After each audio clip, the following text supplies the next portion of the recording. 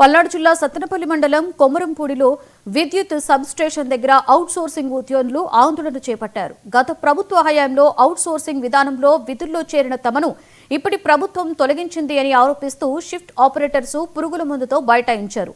ఈ సందర్భంగా విద్యుత్ కార్మికుల ఆందోళనకు మాజీ మంత్రి అంబటి రాంబాబు మద్దతు తెలిపారు.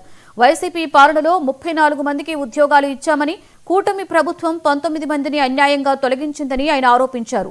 తమ హయాంలో ఒక్క ఉద్యోగిని కూడా తొలగించలేదని, ఇప్పుడు డబ్బుల కోసం ఉద్యోగాలు తీసేస్తున్నారని మండిపడ్డారు.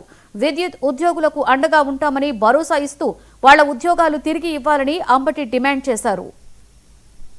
స్థానిక శాసనసభ్యులు కన్నా లక్ష్మణ్ గారిని, మాజీ మంత్రివర్యులు కన్నా లక్ష్మణ్ గారిని నేను అడుగుతా ఉన్నాను. 95 లక్షలు తీసుకున్నారా లేదా? మీరు తీసుకోలేదంట. దరువూరి నాగేశ్వరరావు గారు తీసుకున్నారంట, ఆయన మీకు ఇస్తాయంట. అంటే దరువూరి నాగేశ్వరరావు గారికి కాంట్రాక్ట్ ఇచ్చేసాడు కదా నియోజకవర్గంలో, ఆయన వసూలు చేయటం 10%, 15%, 50% తీసుకోవటం, కన్నా లక్ష్మణ్ గారికి ఇవ్వటం. ఇది కదా జరుగుతున్నటువంటి తంతు. ఏమిటి అన్యాయం ఉంటున్నారు? ఒక షిఫ్ట్ ఆపరేటర్ మీద ఎందుకు ఇంత కక్ష పెడుతున్నారు మీరు?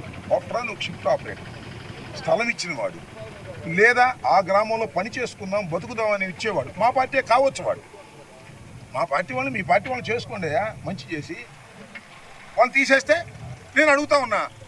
ఇంతకన్నా శివప్రసాద్ వేశాడు, అంతకుముందు శివప్రసాద్ గారు, స్వర్గీయ శివప్రసాద్ గారు, ఒక్కడిని తీశాను చెప్పంటున్నా. ఆయన చాలా వేశాడు కదా, ఒక్కడిని తీసాడు చూపించండి నన్ను.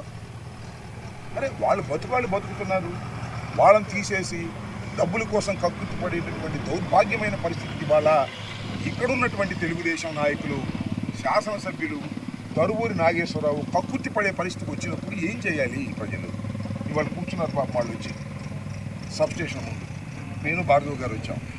నేను ఇవాళ చెప్తున్నా, భార్గవ్ గారు కూడా చెప్పారు నాకు, త్వరలోనే ఏదైతే 19 మందిని తొలగించారో వాళ్ళందరూ